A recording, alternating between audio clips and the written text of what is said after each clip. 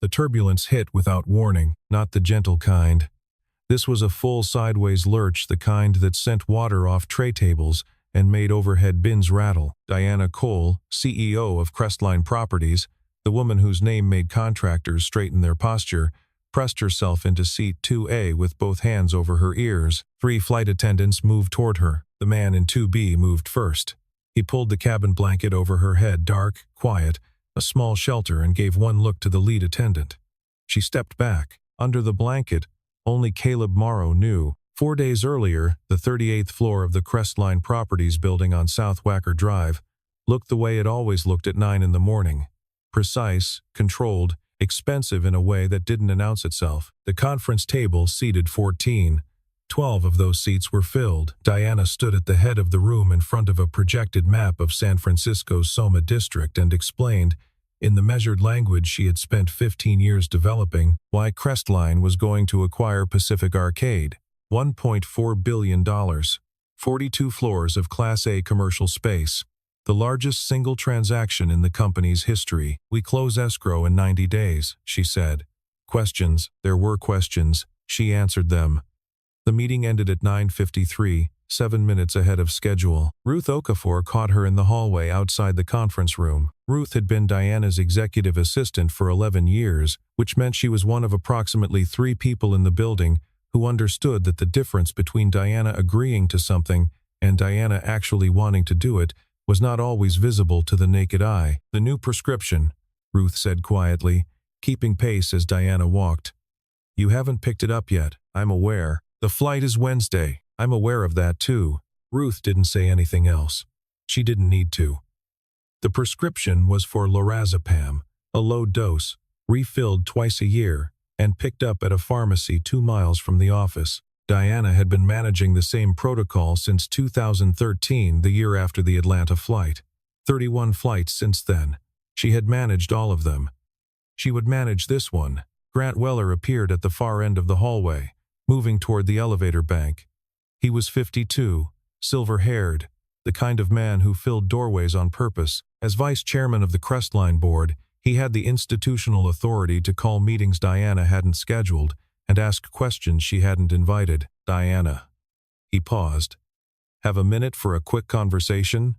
About the North Shore opportunity. I have a call in 4 minutes. It won't take 4 minutes. Then send it through the board portal, she said, and kept walking. He smiled. It was not a friendly smile. It was the smile of a man who had decided to be patient. That same morning, in the freight loading area of the Crestline building, a white cargo van with a third-party logistics logo pulled in and parked. The driver got out, 41 years old, dark hair going gray at the temple, flannel shirt. He carried a document pouch to the building's receiving desk, signed the delivery log, and left. His name in the log read C. Morrow.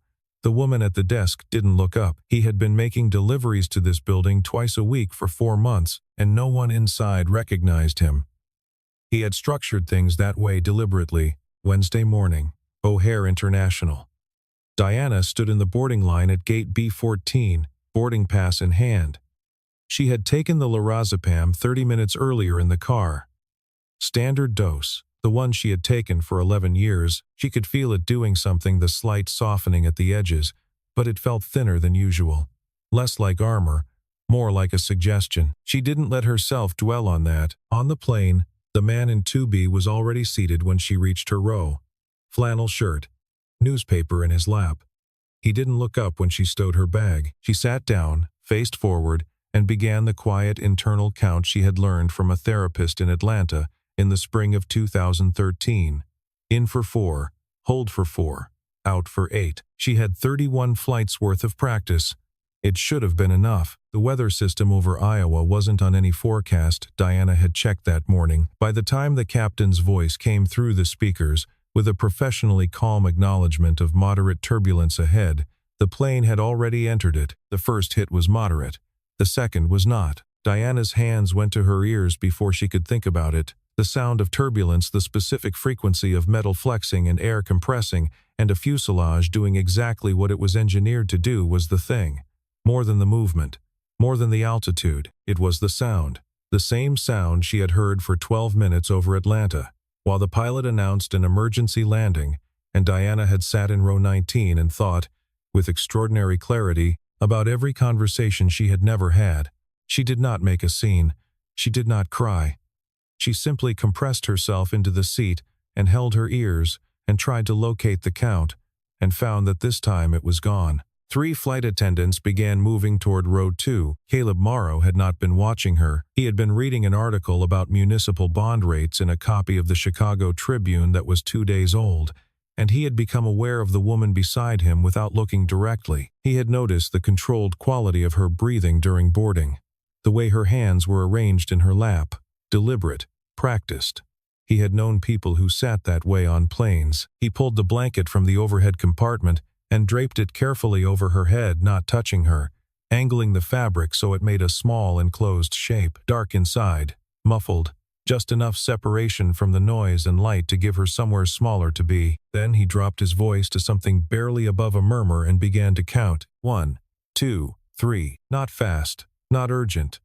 The way you counted for a child during a thunderstorm, like the storm was irrelevant, like the numbers were the only thing that mattered. Claire had stopped 3 steps from the row. The man in 2B glanced at her. The look wasn't dismissive. It was simply certain. She said something brief to the attendants behind her. All 3 returned to their stations. The turbulence lasted 11 minutes. Under the blanket, Diana found the count somewhere in the 3rd minute and held on.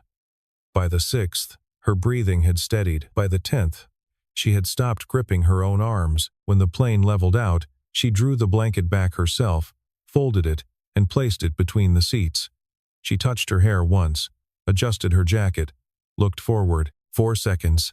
She was Diana Cole again in 4 seconds. She did not look at the man in 2B. He had returned to his newspaper. At the San Francisco terminal, Diana was 10 feet past the gate when she heard, "Morrow?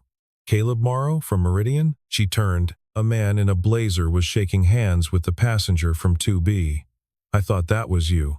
Haven't seen you since the Halcyon closing."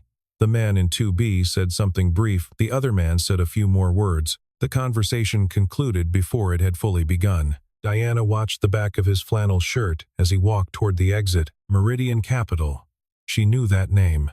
Meridian had conducted the initial valuation on 2 of Crestline's largest assets in 2018. The people who made principal at Meridian were not people who drove cargo vans and read old newspapers in economy class. In the car to her hotel, she looked out the window at the Bay Bridge and thought about exactly one thing. He had known precisely what to do, had done it without asking, and had gone back to his newspaper when it was over, as if nothing had happened. Why? Chicago. 3 days later.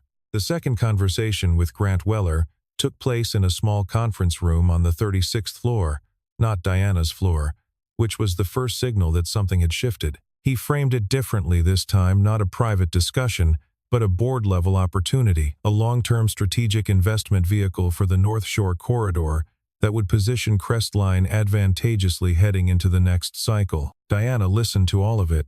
Then she said, "No, the numbers. I've seen the numbers. The answer is no." Weller leaned back in his chair. He had a particular way of being quiet that was designed to communicate how much he was choosing not to say. "I hope you'll stay open to revisiting this," he said, eventually. "I won't," Diana said. "Was there anything else?" He left without saying anything else. That was the thing about Grant Weller. The silence was always more informative than the words.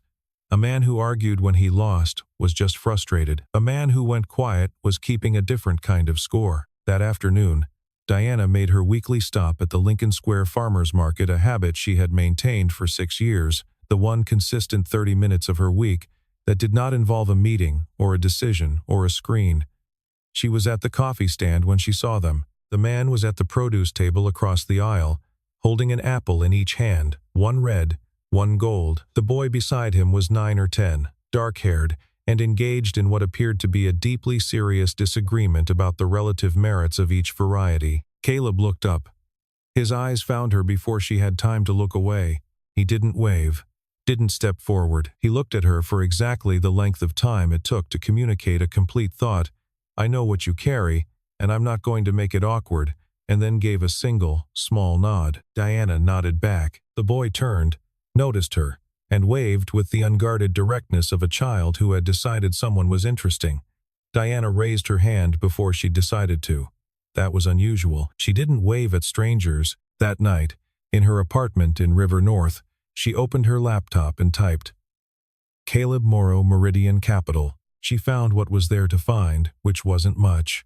A LinkedIn profile that hadn't been updated since 2019, 2 mentions in trade publications from 2017 and 18, both related to major commercial real estate transactions, a conference program from 2018 listing him as a panelist, and a single line in an industry newsletter from 2020.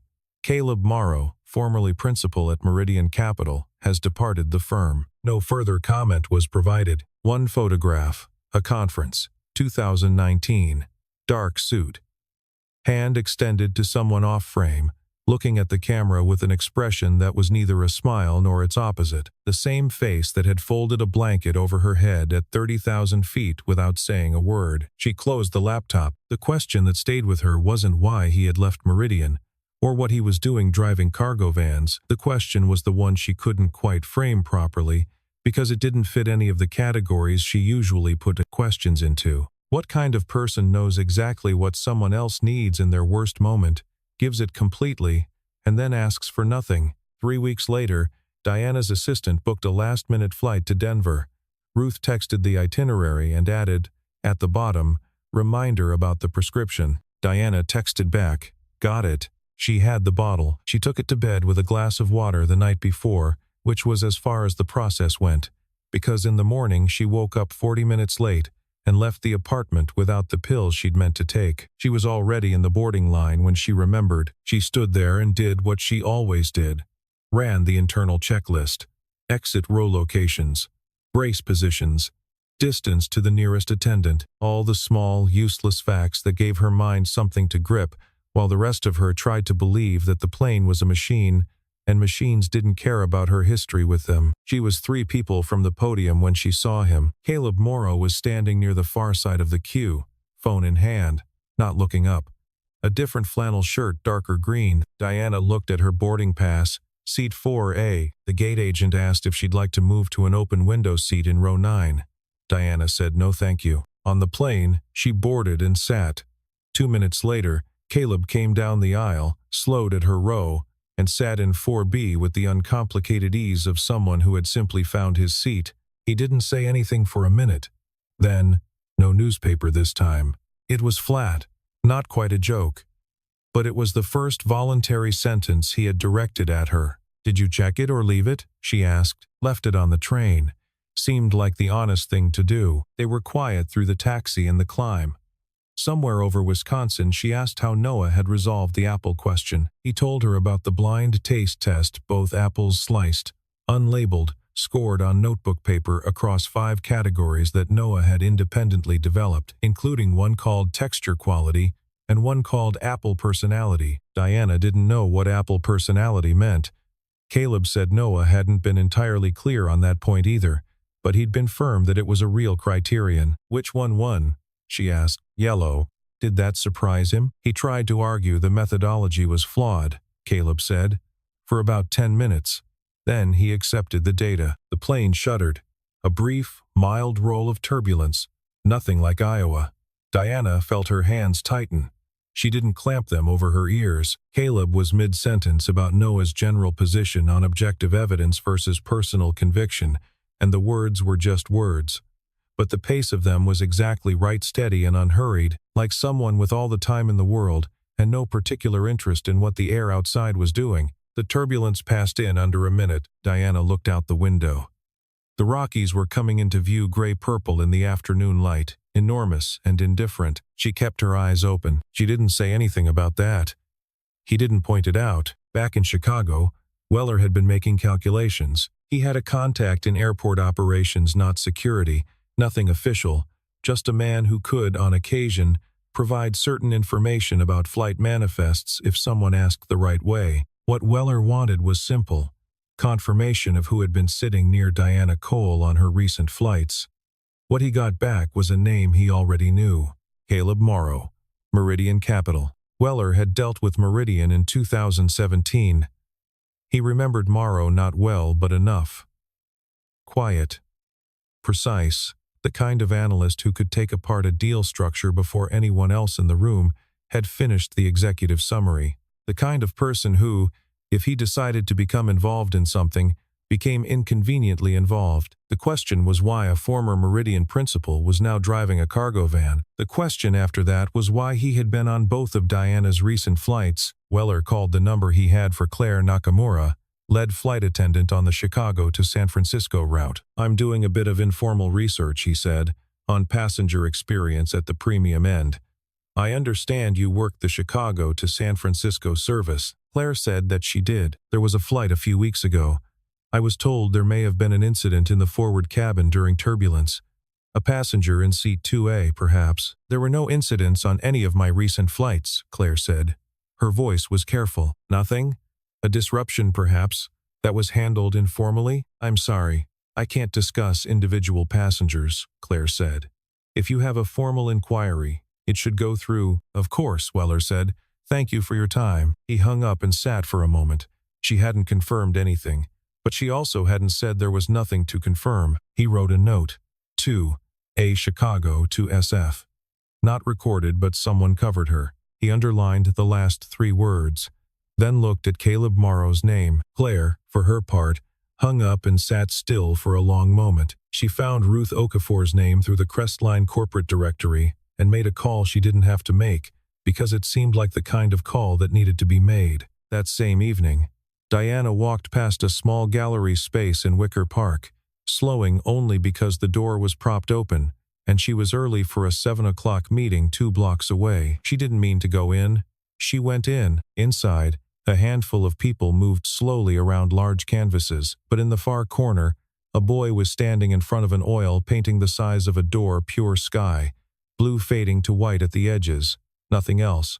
No clouds, no horizon, just open air, rendered with a specificity that made it feel like a window. Noah was standing in front of it like it was the most important thing he had ever seen. Diana stopped beside him. "You like it?" she asked. He nodded without looking away. "My dad says the sky's never the same twice." He said it the way 9-year-olds said things their parents had told them, with complete personal endorsement. Caleb was standing near the entrance, a few steps behind. He was watching Noah the way parents watch children who were absorbed in something, making sure the world stayed still long enough for them to finish. Diana didn't say anything to him. She looked at the painting for another moment. Then she went to her meeting. She thought about it on the walk over. She thought about it through most of the first hour of the meeting. That night, Grant Weller circled a name on a printed page and put it in the folder he was building. He wasn't ready to move, but he was getting close. Monday morning, Ruth Okafor came to Diana's office and asked to speak privately. In 11 years, Diana could count those conversations on one hand with fingers to spare. Ruth closed the door, sat down, and told Diana everything. Claire had called. Weller had contacted her, asking about the San Francisco flight, asking specifically about seat 2A. Claire had not confirmed anything, but Weller was clearly operating with some level of information. More than that, Weller had come to Ruth herself, several weeks earlier, in the way he did things careful, indirect. He had said he understood Diana had personal considerations that influenced her travel decisions, and that this was of course entirely understandable, and that in a leadership role of her scope such things could sometimes become relevant. Ruth had not confirmed anything. She had not denied anything either. "Thank you for telling me," Diana said. "I should have told you sooner," Ruth said. "Yes," Diana said, "but thank you." After Ruth left, Diana sat at her desk and looked out at Chicago 40 stories below, small and gray and making its usual noise. At noon, Caleb received a call from Marcus Webb, a director he'd known at Meridian, now running a smaller fund in Indianapolis. Marcus didn't usually call without a specific reason. The reason was Grant Weller. "Someone reached out to one of our former LP contacts," Marcus said, "asking about you, your history, why you left, what you've been doing. And then this is the part I wanted to flag. He asked about your current relationship with Diana Cole." Caleb was quiet. He used that word. "He asked if you were professionally involved with her. If you had an advisory role at Crestline. He knows you were on the same flights." "Both of them?" "Both," Marcus said.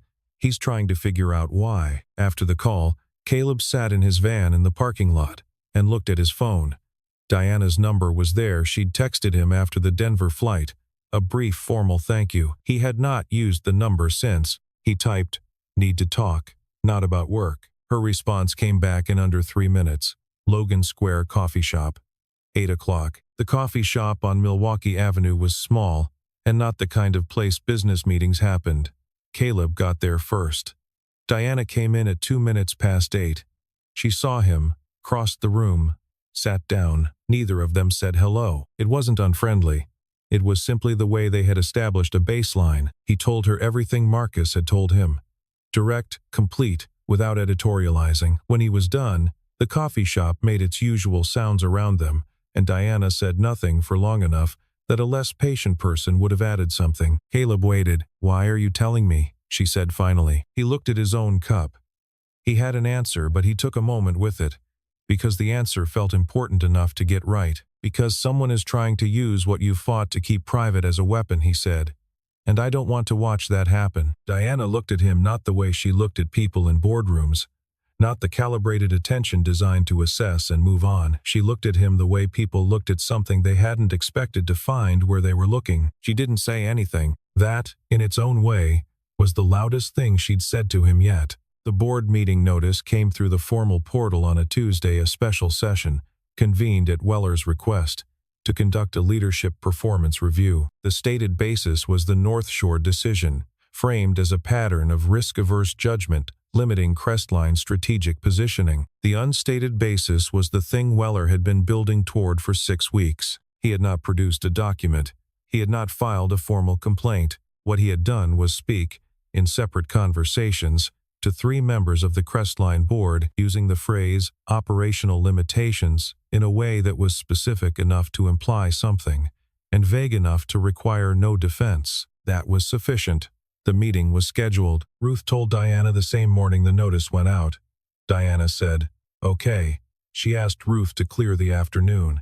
Then she went to her desk and began building her rebuttal. The North Shore deal was straightforward on paper. The financial case against signing it was strong projected returns that overstated market absorption rates by 20%, a legal structure that created joint liability with a developer who had 2 pending regulatory disputes in Cook County, and a fee arrangement that was more favorable to the advisory group organizing the deal than to Crestline itself.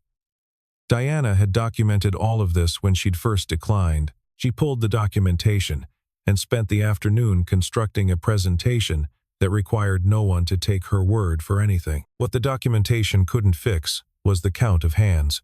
Weller had 8 years of relationship capital with this board. Diana had results. Those were not always the same thing. She didn't call Caleb. She didn't ask for anything, which was why it surprised her when Theodore Brandt called. She knew the name. Everyone in Midwest commercial real estate knew the name. Theodore Brandt had spent 30 years as an independent analyst before founding the Midwest Investors Association, the most reliable voice in regional market oversight. He was 67, retired from active practice, and was known for commenting on exactly 2 things in any given year: what was working and what was wrong. He said, "I'm calling because a mutual friend suggested I look at something. Having looked at it, I thought you should know what I'm planning to do." The mutual friend was not named.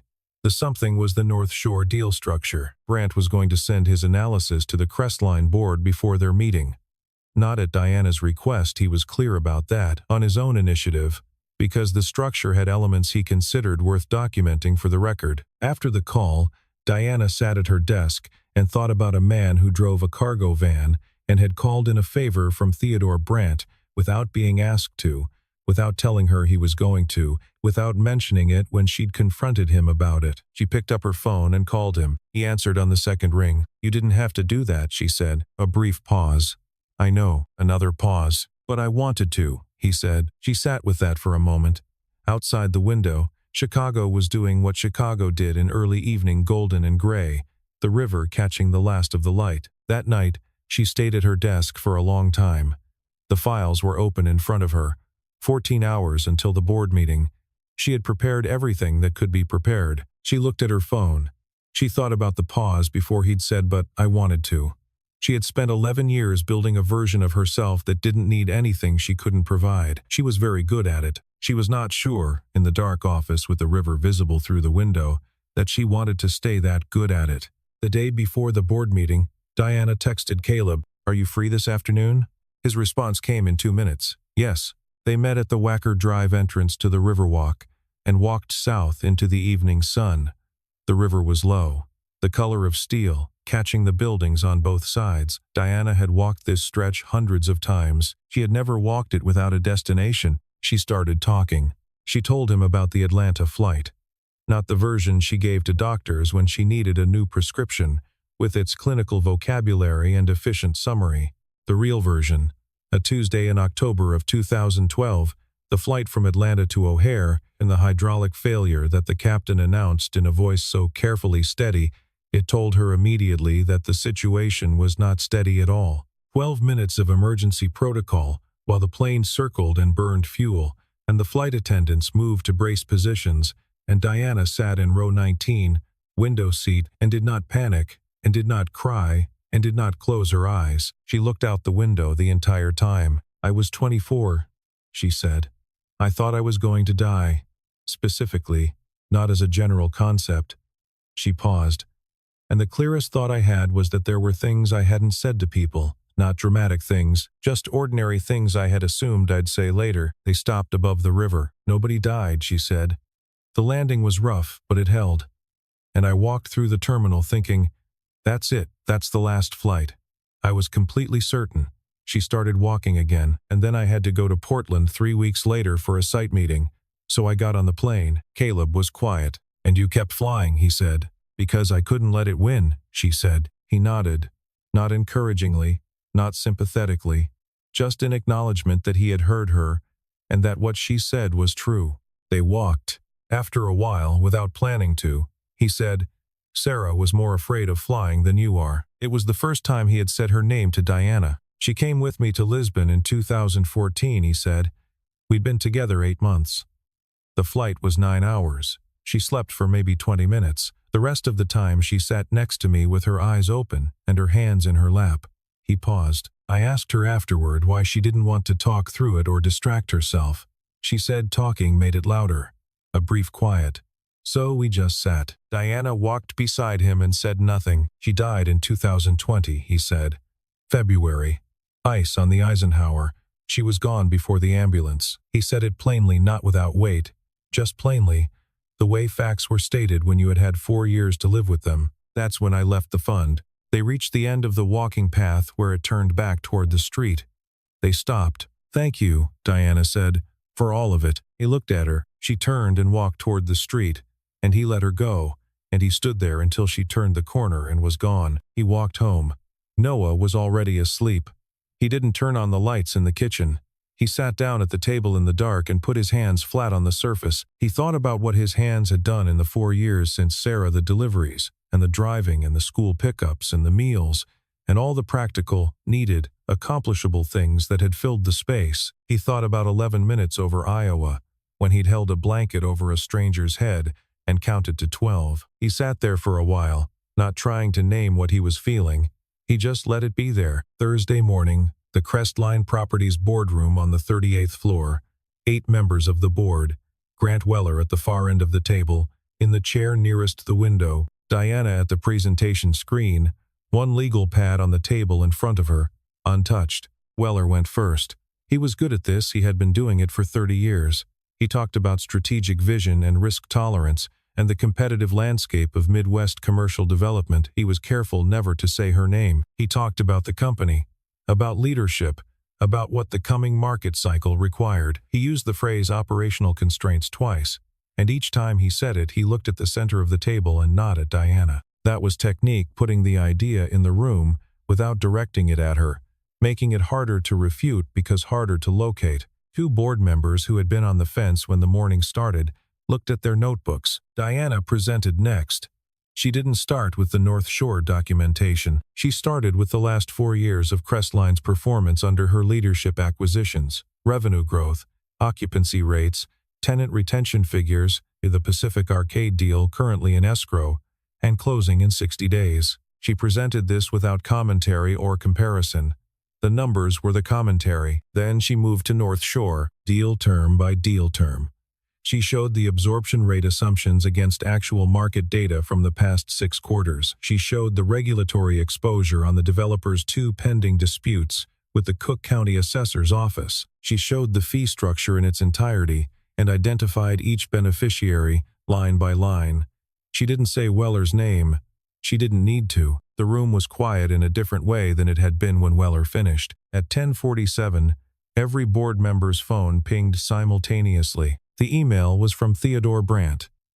6 pages, precisely formatted, addressed to the Crestline Board of Directors in his capacity as former independent market advisor to the Midwest Investors Association. It provided a complete analysis of the North Shore deal structure, one that was, in Brandt's phrase, inconsistent with established fiduciary standards for institutional commercial investment. He identified 3 specific provisions creating direct conflicts of interest for the advisory group that had originated and championed the deal. The name of that advisory group appeared in paragraph 2. 2 board members who had been quiet all morning began reading the email in full.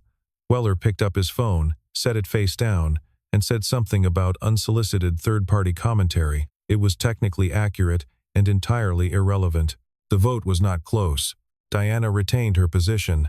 The North Shore transaction was formally declined by board resolution. An internal review of the deal's origins was commissioned, a review whose scope, it was understood by everyone in the room, encompassed Weller's role in advocating for it. He did not speak again after the vote was called. Diana walked out of the boardroom at 11:52. She took the elevator to the lobby.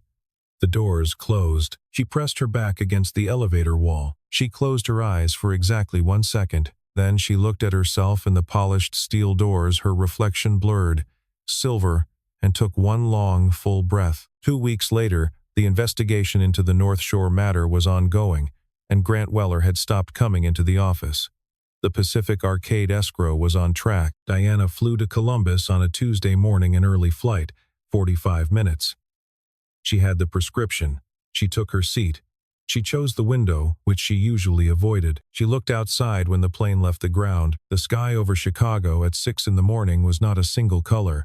It was gray and violet at the base, pale gold where the sun was still below the buildings, deep blue straight up. It changed as the plane climbed. By the time they leveled out, the whole of it was the particular shade of clear that had no name. She thought about a boy standing in front of a painting in Wicker Park, saying with complete sincerity that the sky was never the same twice. She smiled. She was alone. No one saw it. On a Saturday morning, 2 weeks and 3 days after the board meeting, Diana walked into the Lincoln Square Farmers Market. She ordered her coffee, paid, and stood near the edge of the aisle. Noah found her before his father did.